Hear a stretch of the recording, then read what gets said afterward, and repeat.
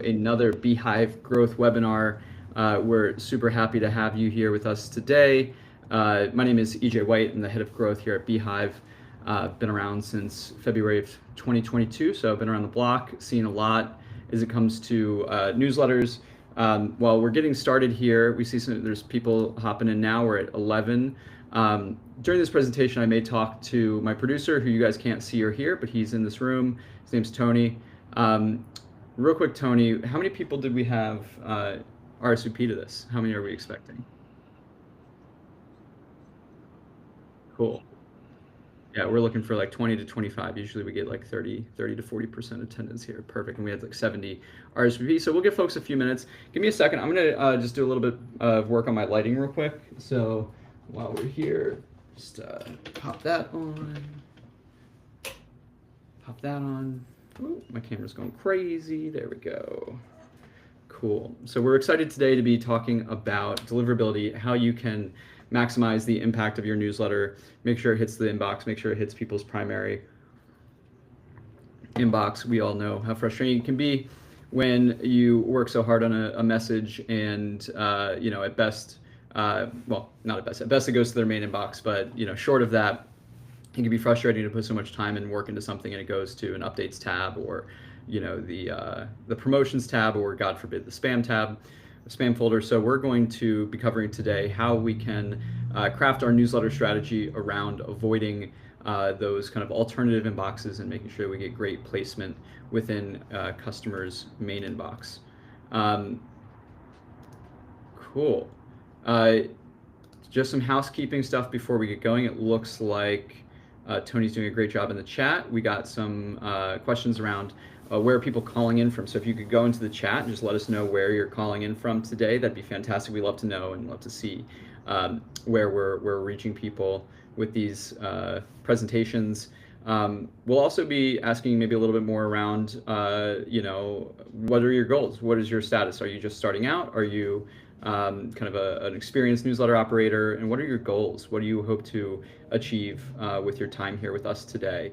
Both of these things really help us tailor our presentation to the folks that are in this room and make sure you get the most out of it. I think this one has like some of the housekeeping stuff. Yep, so here's our agenda for today. We'll be covering all of these different topics. We have a lot to cover today for the next hour, and we'll be leaving you with a series of playbooks that you can run in order to maximize your deliverability, some very tactical next steps you can take. Aside from that, if you want to submit questions as we go to this link, I think Tony will drop it in the chat. It's beehiiv.link/Q&A. Easy to remember, but I think he'll drop it there to make it even easier to click. But that is where we take all of our questions. I try to stick to the slides during the presentation itself. And so sometimes I don't see the questions. Tony will be here if folks have specifics that they want to ask, but if it's something that you think that the audience and the entire group will benefit from, please feel free to drop it there. Why is my video frozen? There we go. We're no longer frozen anymore. I don't know what happened there. And just as everybody, we always have people ask this, will this be recorded? And the answer is yes, we are recording this. We drop these in on our blog publication that's also run through Beehiiv, blog.beehiiv.com. You can see the ones that we've run in the past using the webinars content tag. You can also see, based on the category, I think Tony will drop the link to our past webinars, but you can see everything that we've run in the past there in case there's other stuff that you want to take a look at. We cover things from design to growth to monetization. Obviously today is deliverability. Really anything you want to know about, we cover to make sure that you guys are having the most success possible. Awesome. So at this point we are at 21. That's a great number. Blackjack, love some blackjack. There's this thing in New York called the Frick Frack. It's also in Baltimore. I don't know where else it is besides those two places, but it's basically like money-free gambling, blackjack. So you basically just bring tchotchkes. The only rule is no trash or cash. And so it's a ton of fun. You bring like, I don't know, you can bring anything. You bring art, you could bring, a photo, you can bring old watches, literally anything, just no trash or cash. I played that last week. It's one of my most fun things to do. If you ever hear about Frick Frack Blackjack, I can't recommend it more highly. All right, with that said, man, chat did not like that. We went from 21 to 19. We lost 10% with the plug for Frick Frack Blackjack. That's unfortunate. We didn't want them anyway. We got some squares. Okay, cool. So jumping into things, we got a lot to cover over the next 55 minutes. And so we'll just jump right into it. So if you've come to any of our previous webinars before, you'll know that we always start these sessions with laying the groundwork. So a lot of times, especially if you're starting out from zero, you may say, okay, what do I need to do first? And you may think, okay, great, I need to make sure that I'm hitting the inbox and making sure that like my deliverability is tightened up before I really start publishing. And that's actually not true. For all of these presentations that we do, all of these topics, before you're worried about deliverability, before you're worried about anything else, there's a couple different steps that you need to take to get your newsletter launched and operating properly. The first of those is understanding your audience. And so when you go to launch a newsletter, it's the same thing as launching any other kind of creative pursuit. You need to understand exactly who that audience is, understand your niche, understand who you're talking to, and basically build from there. So the example I like to use is that if I wanted to start a nutrition newsletter, I wouldn't just say I'm going to write about nutrition about every topic under the sun. That's not going to really inspire anyone, because of course there's people who think that being a vegan is the best way to be healthy and that's the optimal nutrition. There's other people that adhere to a carnivore diet, which is kind of the complete opposite, but they say like this is the best way to be nutritious. And so there's a lot of kind of people in the middle, but essentially if I just was going to write about all topics of nutrition, I'd end up alienating someone, and so we have to niche down.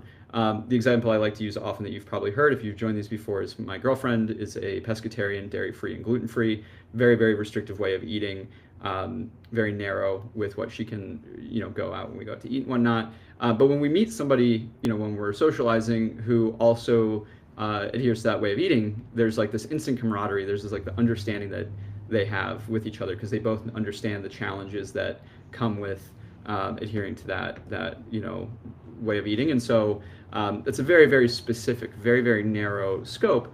But if I were to write a newsletter on nutrition, it could be the perfect topic, because anybody who has that kind of way of eating, who has those restrictions, is going to instantly kind of recognize the challenges and everything that are presented. And as a writer, I know exactly what I should write about. I know exactly what the challenges faced by these people. So I might even niche down further. I might say, okay, we're going to target, young urban men who have this way of eating. So people who are in cities, maybe 22 to 30, who are going to be, this is where learning about that user and really narrowing your audience. If I'm targeting that person, what are they doing? They're going to the gym. They're working, most likely some sort of knowledge job. They may be working from home. They, may be going out and socializing. They may be dating. And so all of these things provide little clues and things that we could write about. So we could say how to, in this nutrition theme, it's like how to ensure that you can go out on a good date and make sure that you can adhere to that way of eating. Like, these are things that are going to be relevant to that audience, and when you write about them, they're going to be instantly recognizable. When you do your marketing, when you do your advertising, you can create ads and stuff like that that are going to speak very, very narrowly to this person, this group of people, and that's how you start building your authority. That's how you really get started. So kind of that example kind of covers a lot of these different kind of bullet points, but really, really understanding your audience deeply is the foundation to everything. Understanding your niche content, understand where you exist in the world of content, and going deep and not wide. And so like that means really, really focus, and before you maybe expand who your audience is, ensure that you really have that base of support. In that example, maybe I target young urban men, create a very, very vibrant, successful newsletter in that way, and then say, okay, we're going to launch a sister publication that's kind of targeted to the same people, but maybe for women. And so then they could share with the women in their lives. You automatically have that, core of growth, and then you have, a growth engine that's powering you up. The entire goal here is to reach what we call content market fit, which is not different than, what a startup might go through trying to find content market or product market fit. But with content market fit, the goal is to really refine and focus that content until you start to really see that organic growth happening without you necessarily having to like fight and do hand-to-hand combat for every subscriber. So you'll know you really have that when your audience starts sharing it with their with their coworkers, with their friends, with their family, without you having to necessarily implore them to or like beg them to. This means that your content is providing value that they want to share and is doing so in a way that is moving them to action. Really, really important. And if you can imagine, that example that I keep coming back to about this nutrition concept, imagine I send this out and then somebody feels seen, they feel truly understood and seen. They likely know people who are in that audience and say, hey, like, you got to check this out. This is providing so much value. This is amazing here. Like, just, click this link to subscribe and you're off to the races growing organically. So anyway, that's the entire point here. Before we get started on any of these other things, our number one goal is to seek content market fit so that we are growing and that we are building a sustainable newsletter. So from that perspective, from that place, and I almost forgot, last thing is consistent content. One of the things we recommend is, like, when you launch, build up an archive of 10 to 15 editions before you actually launch publicly, so that one, you start building that habit of publishing, and two, people have kind of a depth of content that they can explore when they discover you, so that when they click through your ad or they click through your post, they're not ending up on a blank page that is going to be very, very kind of not necessarily reflect great. It's not to say don't start collecting subscribers until you have that many. You can definitely use your subscriber landing page to collect emails in anticipation for launch. But it's really, really helpful when you have that, archive of, it's really helpful when you have that archive of content before you launch, so you're not launching to silence. Cool. Not yet. Nope. I should have been, though. Thank you. So Tony was confirming that I was not screen sharing. I'm so sorry for that. This never happened. I promise this never happens. If you've watched the other ones, it actually does never happen. So we're gonna share a screen. Luckily, this was like the least content-filled slide. It's so embarrassing. So stick with me, but yeah, we are good to go here, laying the groundwork. This is just what I was covering here. Thank you so much, Tony. This is why I have Tony. If not for Tony, we'd just be here for an hour, just staring at my face, which nobody really wants. All right, cool. So moving to the meat and potatoes, this is why we showed here, and we're up to 27. So those two people who left were offended by my blackjack joke. They came back and they brought friends. So we're rocking and rolling. And you guys came right at the perfect time as we start, hitting the content. Sweet. So understanding sender reputation. This is kind of the core of understanding deliverability. So when you launch a newsletter, why am I having issues with this video? Tony, am I confirmed that I'm frozen right now and like keep freezing, or is that just my personal computer? I do keep freezing. Okay, real quick, guys. I'm gonna see. Can't switch cameras. So what is it gonna do if I just go off camera? Is it gonna like?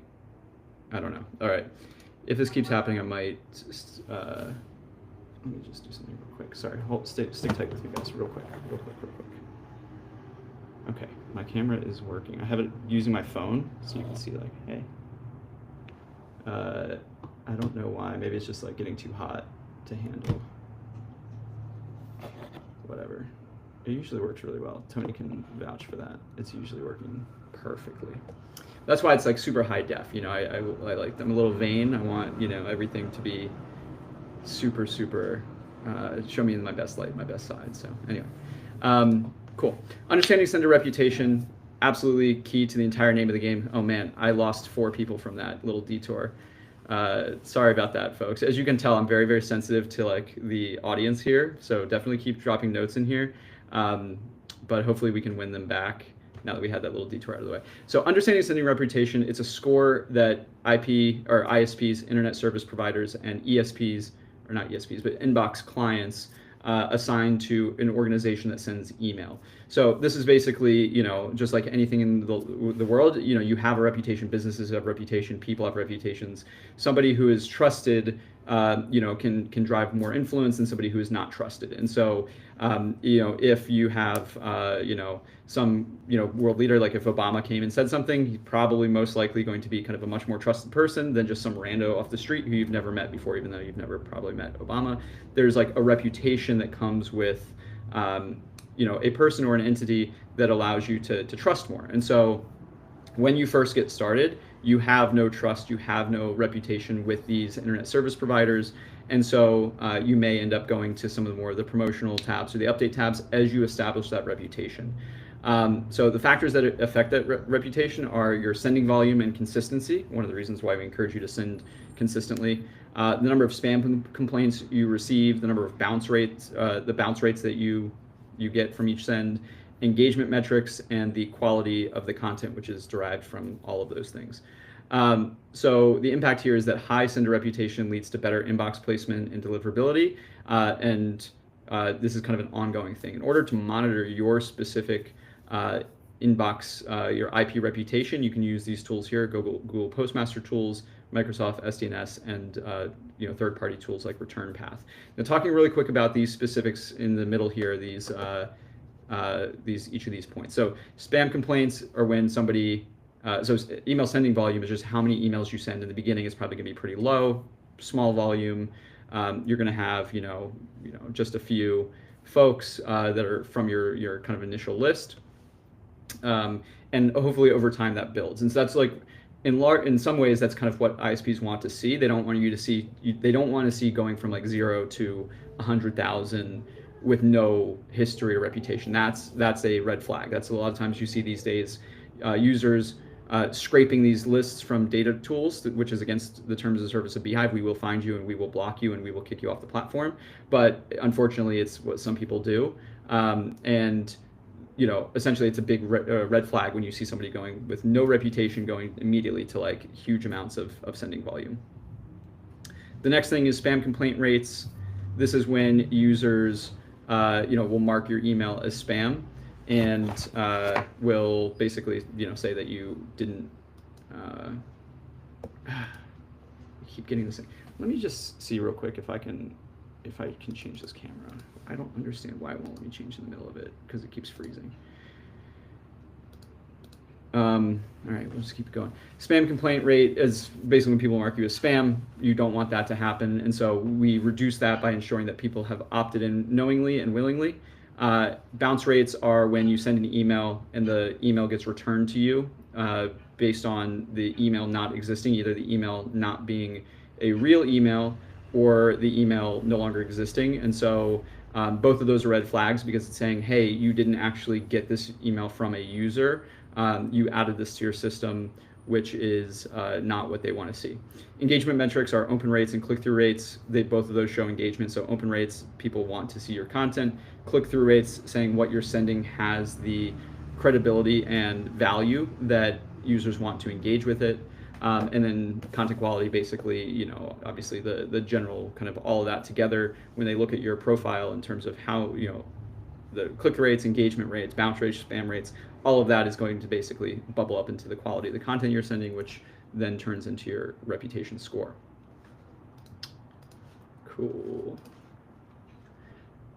All right, before I get into this deliverability best practices, I do want to talk about, I think we don't necessarily go deeper into it. There's a couple different ways that you can work with kind of in the context of beehiiv in your account. So when we talk about these reputation scores, the elements are the email domain that you're sending from and the ISP or the IP address that you're sending from. So essentially, all beehiiv accounts by default, when you first create an account, send from our shared mail.beehiiv.com sending domain, and they send from our shared IP address. So together, these things both have very, very strong reputation and extremely high volume. We send like 16 billion emails a month. So most of those are on the shared sending infrastructure. And so you adding your 10 people on that shared infrastructure is not really going to move the needle one way or another. And so you can basically piggyback off of the success that other people have had and the work that our security team has done ensuring quality in the community to basically make sure that your emails are going to deliver to the right people. The next level is when, in our custom domains section, you can add your own custom mailing domain. This is something that we recommend as a best practice, just so that you do own the reputation of your sending address. But the impact of that can be some turbulence as you establish your own sending reputation. And then as you scale and get bigger, the most complex part of this is the IP address that you send from. And as you get large, some people want to move to an independent, dedicated IP so that you are the only email sending from that IP address. So that's like kind of the ultimate. When you're above 100,000 subscribers or more, many folks are looking to be on a custom IP and a custom email domain so that they own all of the elements of deliverability. If you're not, you're basically then on our shared pools, which basically, just like most other players in the market, have a couple different elements of reputation. So when you first get started, you're basically in a unknown reputation pool, which is solid, but you basically were trying to place where you go. And then if you have good deliverability metrics, you're going to be placed with other senders who have good deliverability. So good deliverability begets good deliverability. And so it really helps you to ensure that you're, one, only sending the people that you opt in, two, driving strong engagement, and three, cleaning your list on an ongoing basis. And we'll get into all of those things as we move forward. So deliverability best practices. One, authenticate your email. So beehiiv does this for you automatically. Every email that comes into the beehiiv system through our users like you is verified using kind of best practice, very trusted third-party tools to ensure that those email addresses are deliverable and that they're real. And so that means that when you send, you're going to have minimal bounce rates. Those bounce rates are going to really come from people who might have, maybe moved jobs or closed their email accounts. They're not going to come from, fake, not real email accounts. Second is maintaining your clean list. So when we talk about clean email lists, one, obviously the kind of table stakes is ensuring that these lists are real subscribers who opted in. But beyond that, it's continuously monitoring your list and making sure that you're culling or cleaning the users who are no longer engaged with your content. And so depending on how often you send, we have a couple different best practices or recommendations around what those criteria are. But if you're sending weekly, for example, you might have a filter that says, okay, when somebody doesn't open or click on an email in the last 30 days, the last 60 days, we're going to enter them into an automation that asks if they want to remain subscribed and give them the choice to actively stay subscribed. So usually what we'll do is say, hey, you have to click this button if you want to stay subscribed, which means that they're going to actually have to take an action in order to stay on your list. But what that does is make sure that the only people that are on your list are the ones that are opening, actively engaging, and helping your reputation score. Personalization of content can be really, really helpful in two different ways. One, there's conjecture that personalized content actually objectively helps your kind of deliverability placement, in that the email service providers can see that the content is not just one size fits all for everybody receiving it. But more importantly, the personalization of emails drives higher engagement and more interaction with your subscribers, which then can lead to, as we talked about before in the previous slide, better engagement, better performance of that of your reputation. Again, beehiiv really does a lot of this in terms of optimizing the email design for desktop or mobile. But there's a couple of things that go into this. One, making sure that your emails, if you are using a tool that is not beehiiv, that they're optimized for mobile reading, so that when you open on a phone, it's going to look mobile native. If you open on desktop, it's going to look proper. We automatically resize all of the images that are uploaded when you send, and so users who open on a device are going to be served an image that is optimized for their device size, so it's going to load as quickly as possible with the minimal loss of fidelity. But again, these are things, email weight is one of the things that goes into deliverability as well. So if you can have a lighter weight email by optimizing the specific assets, you're going to get better engagement, better delivery. One of the things that we do on your behalf, but if you're, again, not on beehiiv, you might want to do, is monitoring blacklists or block lists that the different either ESPs or ISPs maintain. So basically, if there's an IP address associated with a sender who's sending a bunch of spam, these different players will create block lists that will flag the sending IPs and likely send those messages to spam. So we have relationships with all of the different block lists. We have the ability to reach out to the people who are over there and basically say, hey, like, notice that we're on the block list. We're doing the best practice things. We would ask you to reconsider. This was like, a rogue person. We've blocked them, etc. We're able to go through that process, and we've streamlined it so that, any kind of incidents have minimal impact on, our performance. But if you're not on beehiiv, if you're not running that process or you don't have someone doing it for you, it can be really, really useful if you're trying to troubleshoot deliverability issues. Third, implement double opt-in. This is something that is a best practice and strongly recommended by our security team. A lot of people will forego this, but it's certainly something that we recommend. And double opt-in is where you have an email that gets sent to all of your new subscribers with a button that encourages them to click to subscribe. So they might submit their email, but then they actually have to actively click a button to confirm their subscription. This is really, really helpful for ensuring better deliverability. You know that the users who are subscribing are seeing your email in their inbox, they're opening it, they're clicking it, which is giving the inbox provider positive signals for your reputation.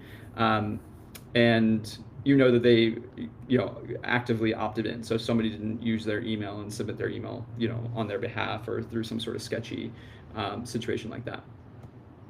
Third, lastly, segmenting your audience can be really helpful as you grow your list to make sure that you are sending the proper and just like most relevant communications possible. So one thing that we see a lot of people do, especially those who send a weekly email, a daily email, is they might create a preference where they can, instead of having users maybe unsubscribe or just ignore their emails, they can allow them to use preferences to scale back the frequency at which they receive emails from maybe daily to weekly, or so forth. So that can be something really, really helpful for ensuring that you're only sending to the people, the most relevant information to the right people. Cool. So talking about ethical list building, your newsletter will benefit by focusing on quality over quantity every single time. A lot of times people get stuck up in the paradigm of like, I need to grow my list bigger and bigger. Sorry, we're gonna cancel that call. I need to grow my list bigger and bigger as fast as possible, and that's simply not necessarily the best approach. You really want to focus on the quality of those subscribers, ensuring that they are part of your target audience, that they're going to continue to stay subscribed and open and read all of those editions that you send them. Because at the end of the day, if you have a much larger list but that is lower engaged, it will perform worse than if you have a smaller list that is more highly engaged. You're going to get better feedback, you're going to get better signals from these from the inbox, and you're just going to have a much more lucrative newsletter. You're going to be able to fetch higher prices for your advertising and so forth.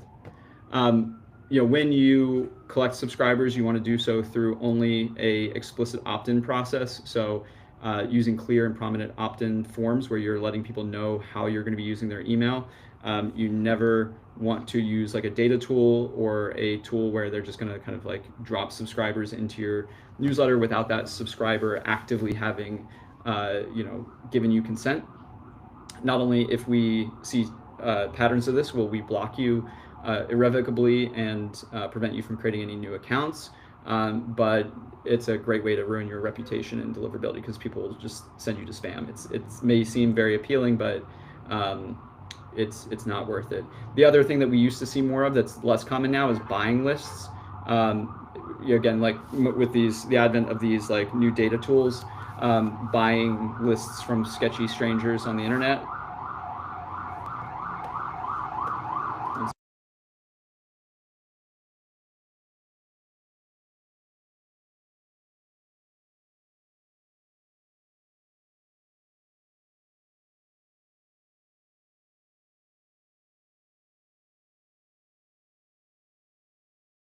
Oh, I'm muted down here. My bad.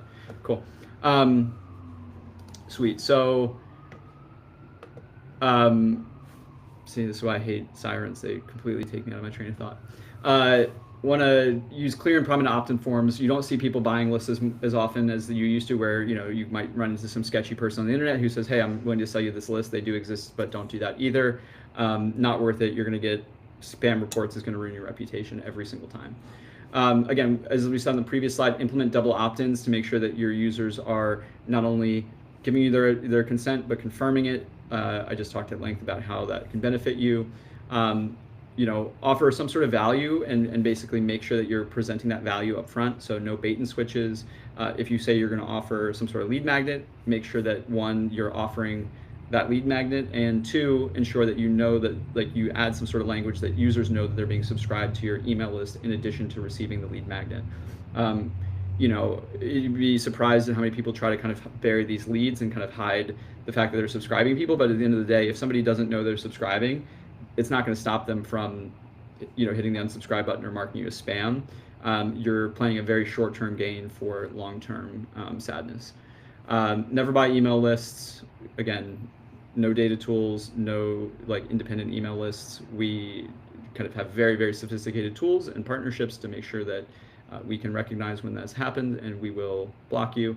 Kind of mentioned before, clearly communicate expectations, how often you're going to be sending to them. A lot of these things can be done in the welcome email. So once you have them subscribe, basically reiterate some of that in the welcome email so that users know kind of how they can expect to interact. Make unsubscribing really easy. So beehiiv contains all of the headers to make it really easy in the inbox, where you see the in Gmail specifically, there's without even opening the email, you have the unsubscribe button.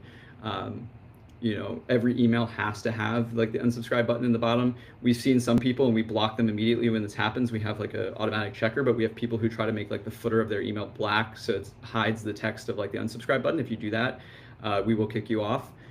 There is no excuse for not allowing users to unsubscribe and making that very, very apparent. You're not tricking anyone, you're not fooling anyone, and it ends up worse for you because instead of unsubscribing, they just mark you as spam. So again, the name of the game with all of this, if I had to say one thing, is basically, there is no long-term benefit or positive impact of using some of these more sketchy approaches or not being completely transparent with your users. It's all about a game of trust, and if you build trust, you're going to be successful. And if you try to act in a way that is circumventing or subverting that trust, you're going to have a bad time, and you're going to suffer in terms of open rates, in terms of growth rates, etc. Cool. So I know that there's a bunch of questions coming through. I think Tony is handling them.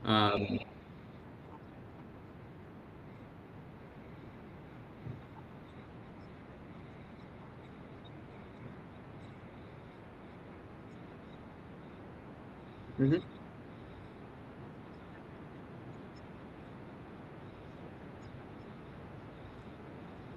Yeah, got it. So two questions came through. One is about benchmarks. I would point people towards our State of the Newsletter or State of the Industry report that came out today. On one hand, I could give you benchmarks. On the other hand, it really doesn't. I don't actually really ever like using benchmarks. Every situation is so unique that it really depends on your newsletter. It's certainly good to know that 0.05%, that should be the benchmark.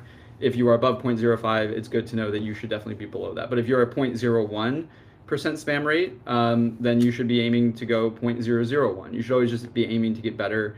The benchmarks really just show you kind of how you're stacking up and whether you are in a place that is outside the norm. But I'm a much bigger fan of, rather than working towards benchmarks, just playing against yourself, almost like that Ghost Racer when you play Mario Kart, or any of those racing games where it shows your best score. Always be trying to beat that score, not necessarily the benchmarks, because at the end of the day, benchmarks are just an average that brings down the high performers, it brings up the low performers. The only person you should compete against is yourself. The second question was in asking about something with Outlook deliverability issue.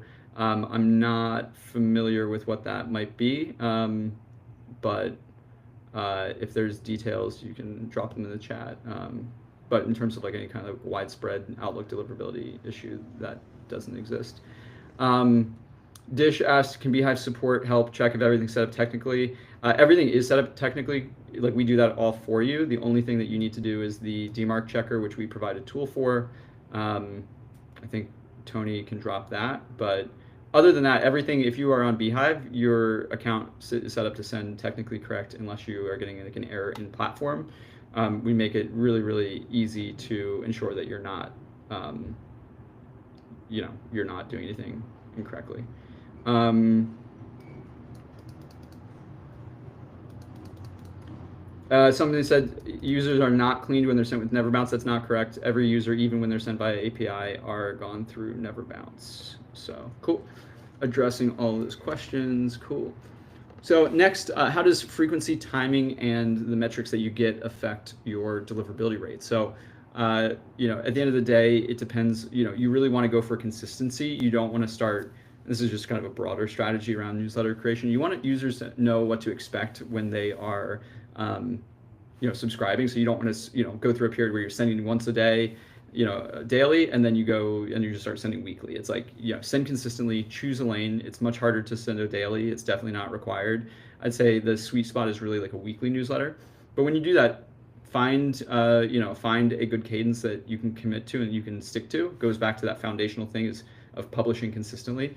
If you're going to publish weekly, pick a day, Wednesday at noon, Thursday at 9 a.m., whatever it is, but just make sure that you're hitting that goal deadline every time, so that users can know what to expect and can look forward to and anticipate that. It does help. It does, when you find those true fans, if you have a 60 or 70% open rate, with a couple thousand subscribers, those users are looking forward to your content, and they may not be sitting in their inbox waiting for it to arrive, but it's the type of thing where when they see it come in, they're going to drop what they are doing and open it and read through it. You can do this in part by segmenting your audience and understanding like which parts of your audience are performing the best in terms of where they came from. So how are your ads customers performing? How are your organic customers performing? Is there alignment there? Understanding and making sure that those different segments of your audience are performing in a similar way can be really useful. If you see that your normal open rate is 70%, but your open rate from your paid users are way down, and it's like 30%, you may have an issue where the people that you're targeting and bringing in through paid are not nearly the same quality as the people that you brought in organically. And so that can mean that you need to tighten up your targeting. You may want to do a little bit more vetting in terms of like, when users come in, maybe put them through a subscribe survey and ensure that you're bringing in the right folks. But you can use segmentation to understand those engagement levels, and through the preference center, request people's preferences. So as far as timing goes, there's not one good time to send. It really 100% depends on your audience. If you're writing to finance folks who are working 9 to 9, then you may want to send early in the morning, before, when they're first waking up, before they hit the gym.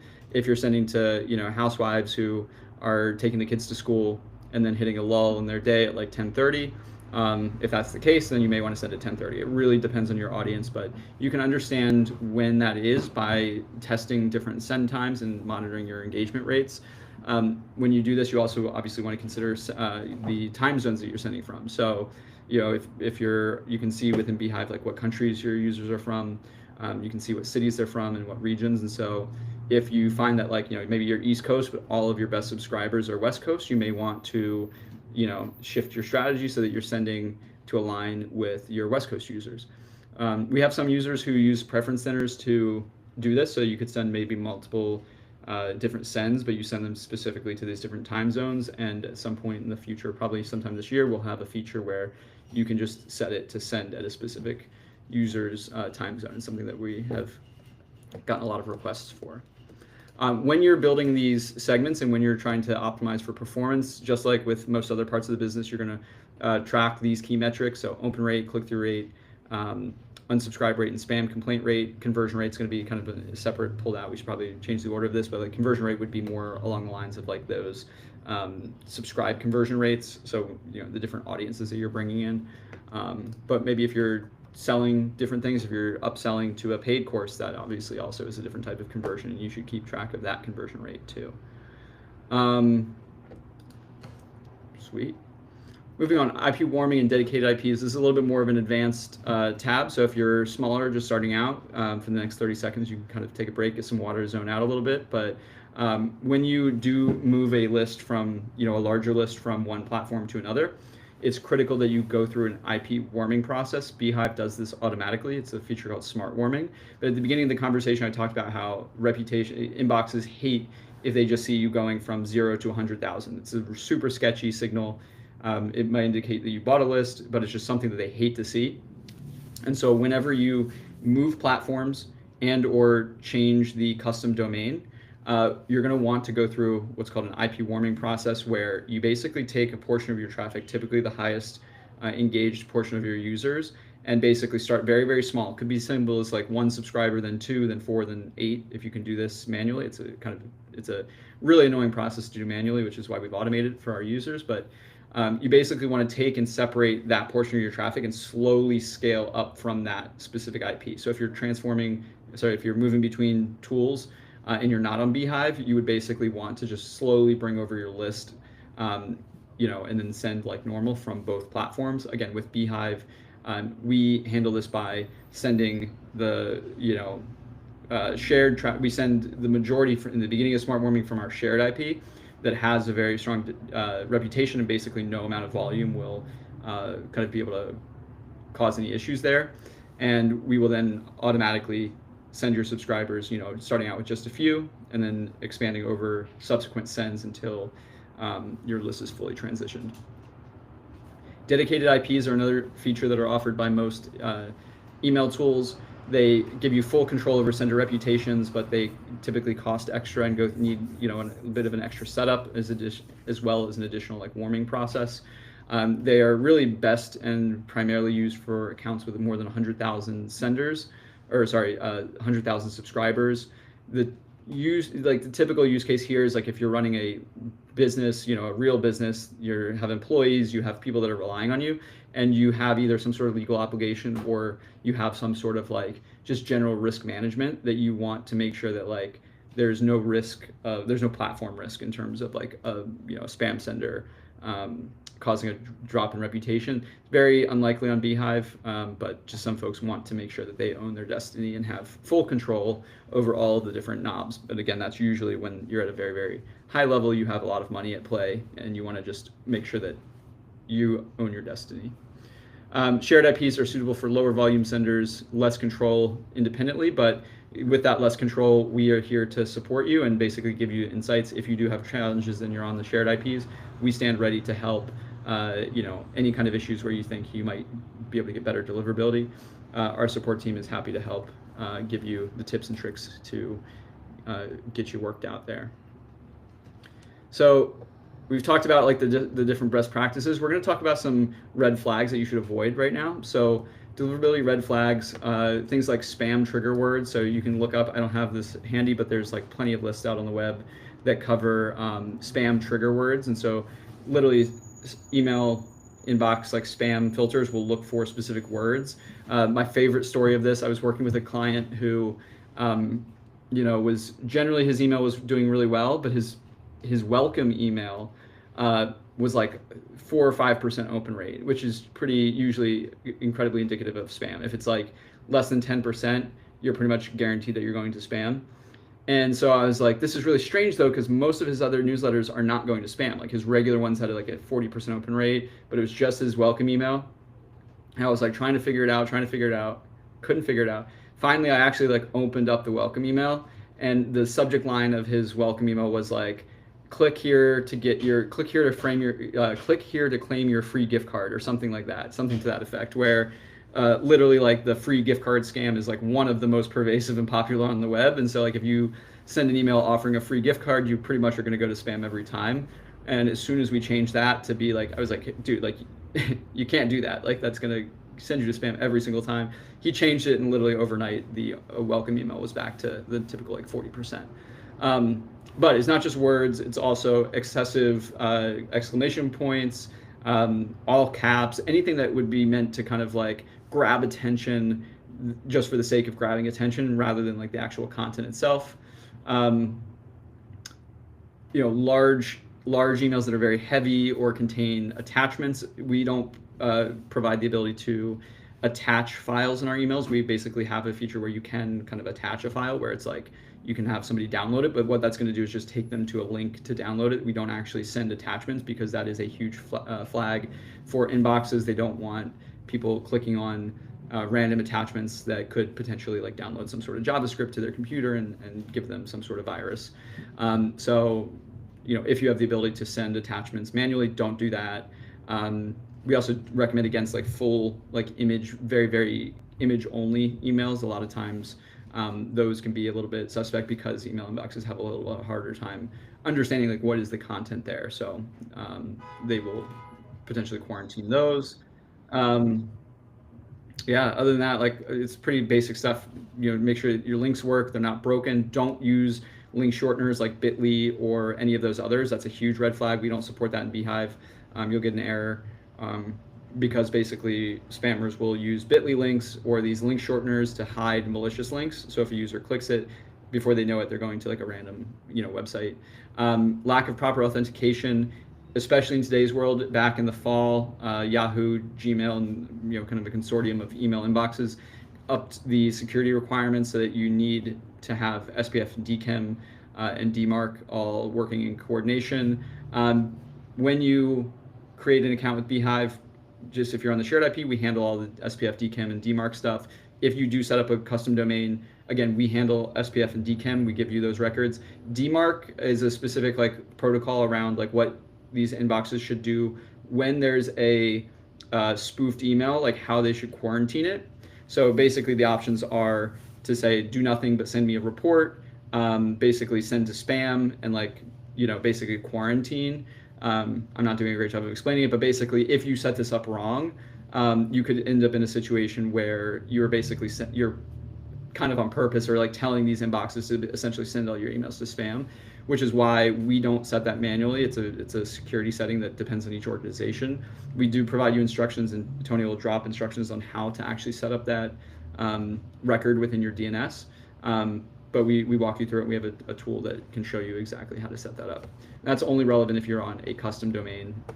Again, we do walk you through all of that. It's just something to be aware of.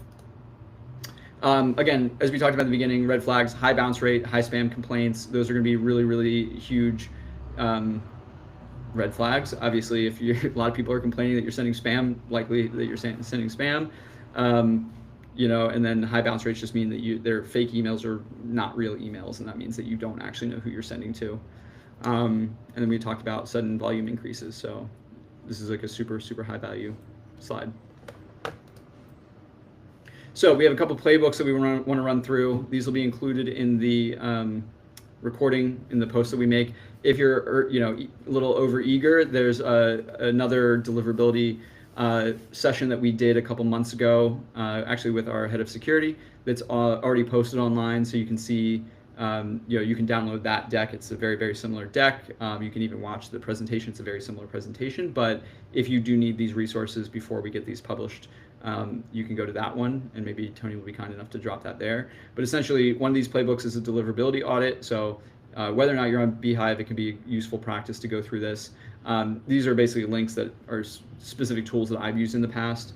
So this SPF, DMARC, and DKIM checker can tell you, make sure that you're in agreement, all of these things are working in coordination and are set up properly. Mail tester is useful because you can actually send it an email to your subscribers, and you can send a test email, for example, and it'll give you a checklist of everything that you might be able to improve deliverability. And then inbox placements. Okay, so that link, it takes you to a place, but it's a tool called Glock Apps. There's a bunch of tools that do this, but they can basically give you a seed list that is a list of like 70 emails or so that basically are maintained across all of the different email providers, and they will show you exactly where your email is ending up. That is a paid service, certainly not required, but it can be helpful, especially if you have an existing list and you want to see how your email is being handled globally across literally it's like 70 different email clients. Once you do all these things, you can you'll see patterns, and you'll be able to get a kind of a short list of things that you need to do in order to basically improve your placement. Second one, welcome new subscribers. So one of the key things you can do to maximize your engagement and maximize your deliverability is a very well-designed welcome sequence. So when somebody subscribes, immediately send them a welcome email, and you can do this whether you're on the paid plan through automations or if you're on our free plan through the basic welcome email that we provide everyone. But you're going to want to say, obviously thank you for subscribing, but you're going to want to go through a couple things. You're going to want to ask users to save you to their contacts. That's a big positive trust signal. If they drag you to the contact book or save as contact. The second thing you can do is request that they reply. and this is something that some people do to say, hey, like, how did you discover my newsletter? Or our CEO Tyler runs a very successful newsletter. He asks, what would you like to look back in a year from now and have achieved? And he uses the answer to that to basically get people to respond and tell him, and he keeps track of it. Another thing you can do that's like not responding, but it is driving clicks, is you can include like kind of your greatest hits so that users will click through and show the inbox that you're trusted and that you're sending valuable content. And then the last step you would do is, this is the first 3 steps are like once users open the email, but as users go through that sign up flow, you want to make sure that once they sign up, at some point, whether it's after your recommendations and your upsell or whatever, depending on what you're using with beehiiv, there's a custom page for your post-subscribe experience where you have these instructions. So you obviously want to have the welcome email say, hey, like respond or whatever, but you can also prompt users to do this. So whether or not they see those instructions for the first time in the email, or it's like they go through the subscribe process, you're prompting them with what to do so that there's no confusion. Third thing, again, if you're kind of changing platforms, a little bit of playbook around IP warming. So step 1A is just use beehiiv, and you don't have to think about it at all. Step 1B is if you're not using beehiiv, coming or leaving or moving between 2 non-beehiiv accounts. So you're going to define your audience of most engaged users. This can be users who have opened a certain number of emails in the last 6 months. So like if you're sending weekly, 6 months is roughly 26 weeks. So you could say people have opened 20 out of the last 26 emails, or in the last month have opened 4 emails, or in the last whatever. You can do percentages as well. You're going to create that list or that segment of your most engaged users, and from that list you're going to start moving over a small number of them. So maybe you move over 5 or 10 to begin with, and then the next time you send, you're going to move over double that amount. So if you bring over 5, next time you're going to bring over 10, then 20, then 40, then 60. And so as you do that, you're going to do that until your entire engaged list is done, and then you're going to continue that process with the rest of your list. When you transition platforms, it's also a prime time to review for engagement, to make sure that when you move platforms, you're only bringing the most engaged users over, so that when you start fresh with that new reputation, if you were originally getting a 40% open rate, you might be able to come over and only bring your most engaged users. And then maybe you can start off with a 60 or 70% open rate, which is going to get you way better deliverability and be more sustainable long-term, and provide better signals for you in terms of feedback, give you better signals for advertisers and so forth. Cool. Last, I think we're finished. It's time for the AMA. While Tony finds those questions that might have been dropped in the chat. Great. So just got word from Tony. So he's pulling those up. While he gets those ready, I'm just going to give a quick plug for our community. If this was helpful today, I really recommend joining the beehiiv Slack community. This is a free perk of any of our paid plans. So when you upgrade, you can email with a link to Slack to invite you. 3,500 plus active paying newsletter publishers, people who are committed to building their businesses, building their newsletters. If this was useful, this basically the Slack channel is like this, but 24/7, 365, doesn't turn off, hundreds of messages across like 20 different channels a day. Things like how to monetize, how to grow, how to do better design, trading cross recommendations and cross promotions. It's like literally anything you can imagine. Email 101, deliverability stuff, product feedback, all kinds of stuff. And yeah, there's that. So thank you so much for spending your time. Let me hop back to these questions. We got them ready, and so I can go through and answer them. So we got some here. Starting from the top, if I have 2 newsletters, different niches on my beehiiv account, if one performs worse, less opens, clicks, or spam complaints than the other newsletter, will it pull down the reputation of the good one? No. Within beehiiv, all of your publications are totally separate. So the only similarity in that case is that you are able to just like click a button and toggle between the 2 in the top left corner. But when you run multiple newsletters on beehiiv, unless you've literally set them up to have like the same sending address and everything, and the same, like if they're on the shared IP, they'll both be sending from the same IP, unless you have them literally sending from the same sending domain, which I actually don't think you can do with 2 separate publications. I think you'd get an error. Maybe you wouldn't, but either way, unless the sending address and you're on the shared IP, they're going to be totally separate because that reputation will be completely separate. Second question. I've got a custom domain and set up DMARC, and now get dozens of DMARC emails a week. How do other emails set this up to avoid getting spammed? I route them to my Hyatt domain, but it's annoying. That's one of the settings of the DMARC, is like how you want to be notified of like the quarantines. And so what I would do is if those are annoying and you don't want to review them, you can create a filter. Pretty much every email inbox allows you to like create like filters, and you can just say, hey, like emails that contain the subject line, mark them as read, automatically archive them so you don't see them. The other thing I think you can do, and maybe this is part of like our documentation, I believe you can change the settings around like when you're notified. I believe that's one of the settings of DMARC, is like how you want to be, like how email inboxes should handle when they receive these issues. Do they ignore them? Do they send you an email? Do they batch them, or do they send one for every single one? I'm less familiar with DMARC, the ins and outs, but I think we can probably rustle up some documentation that's going to show you how you can change the actual settings themselves to prevent those emails. Okay, emails keep getting into promotion tab even though open rate is over 40%. So what I would look here is if your open rate is over 40%, that's really, really good. The average open rate out there is about 20% across all platforms. On beehiiv, I haven't seen our 2025 report, but it's somewhere in the 30s. So 40% is certainly above average, which means that it's definitely not going to promotions for most of your users. In today's world, every email inbox is customized to the specific user. So something that goes to updates tab for you may go to the main inbox for me, or something that goes to the main inbox for Tony might go to my promotions tab. It's completely dependent on the independent behavior of the user. And so that's the first thing. So just because you may see it going to promotions tab because you're on your subscriber list and you're sending it, does not mean it's going to promotions for all of your users. The second thing to do would be that playbook around the welcome series. If you promote that process to your users, you can more confidently be sure that that's going to happen less and less, because you're being marked as a trusted sender. You're being marked as somebody who's sending valuable content because they're clicking and responding to your email itself. And so, yeah, those are two things that I would do there.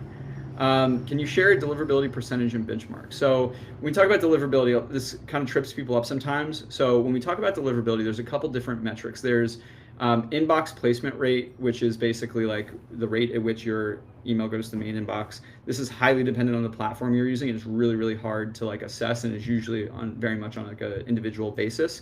When people say deliverability, one of the things that it technically means is like, how often does your email actually make it to the user's inbox? And the benchmarks there are like, you should be hitting like 99% of the emails that you send, 99% plus, like 99.5, 99.7% of the emails that you send should actually be being delivered, which is like the technical deliverability rate. Most people, when they talk about the topic of deliverability, mean more so, inbox placement or open rate and that sort of thing. So if we're talking about open rate, again, I would point you to our 2025 report. Maybe Tony has this number handy, but I think it's somewhere in the mid 30s, which at least for beehiiv platform, which I'm pretty sure is like pretty standard with like newsletter specific platforms. Email marketing overall is like, I think 19%, last time I saw from MailChimp. And so it really depends. Again, if you have a smaller newsletter, like sub 1,000, there's really no reason why you shouldn't be hitting like 70%. Like the smaller your newsletter is, the more targeted and niche it should be, until you start really growing and kind of bringing on those like people who are maybe less within your niche. And so when you're starting out, again, if you're below 1,000, you should have a very, very high open rate. A 40% open rate, if that's kind of really, really solid, that's a really good baseline to be at as you scale. So if your open rate is like over 40% and you're at 10,000 plus subscribers, you're killing it. You're winning life. Like that's really, really fantastic. If you're at 100 subscribers and your open rate's 40%, you may want to look into why those initial people aren't opening your emails. Sometimes it's purely because the work you've done with that few subscribers is, you've just signed up all of your family and friends. And so they're not really actually part of your target audience. They're just kind of people that, were like, sure, I'll sign up for your newsletter, but aren't necessarily invested in engaging. How to preview test email for an inbox that's on dark mode, ABK preview background is white. So that's a good question. Unfortunately, the inbox tools like Google don't give us any kind of like SDK or, tools in order to design and develop for dark mode. I believe that there's tools out there that you can preview. We don't provide those internally with beehiiv quite yet. Maybe there's something that Tony can grab. I do know that that's something that we get questions from time to time. The answer, unfortunately, is like, I think the reason why we haven't done it is because like there's just not any way to design around it. Like there's no way for us to say, hey, like when it's dark mode, show these colors, and when it's not dark mode, show these other colors. So it's really kind of not really relevant. It's like create a good design that's going to be seen normally, and then hopefully like, again, it shows up normally. But if you do want to just be aware of what it's going to look like when people open on dark mode, you can, maybe we can grab you a testing tool. One more slightly related question. I tested my first email and I got below the recommended kilobyte size to be clipped. When I tested it in my inbox, it didn't clip. But when the real email went out, it clipped 2/3 of the way through for almost everyone. Interesting. I will feed that back to our product team. I'm literally going to copy and paste that to our feedback channel. I apologize for that happening, but our engineering team is now aware of it.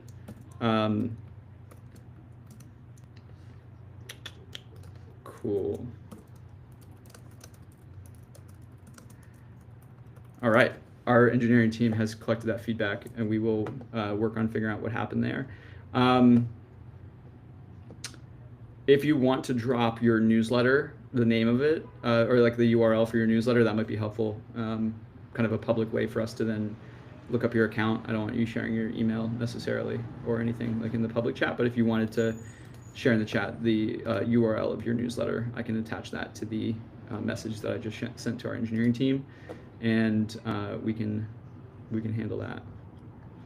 Cool. Amazing. So I just went through all the questions that I had dropped, that Tony had dropped for me. We are at 2 minutes past, so I appreciate everyone sticking with me, 2 minutes over. You guys are the reasons why we do this. It keeps us, gets us out of bed every day, keeps us building the best platform on the market. And, just like you just saw with dropping that feedback into our channel, we thrive on the feedback. We thrive on knowing exactly what it is that our users need to be successful. So keep that feedback coming. I can promise you and guarantee you that we care more than any other company in the industry, in terms of, making sure that we're building the best product for you, giving you all of the tools needed, and listening to your feedback. There is absolutely nobody who cares more about your success than us. With that said, thank you so much for your time today. Let's give a quick round of applause to Tony, who sat in the background and answered a bunch of questions for you. Couldn't do it without him. And thank you, all of you, even those that are listening to this in the future. Hello from the future. I'm from the past. Hello from the past. I see you. You're seen and appreciated. Yeah, we can't wait to see what you build. Please reach out to us. If you are on the paid plan, but you don't have access to the community for some reason and you want to get access to the community, give me an email and I'll connect you with our community manager. Otherwise, again, definitely recommend, if you're serious about your newsletter, joining this community. There's no better place to be across the entire industry, and I don't think there's many places you'll find 3,500 active, like real newsletter publishers and operators. So with that being said, everybody have a blessed Tuesday, and we'll see you soon. Thanks so much. Bye.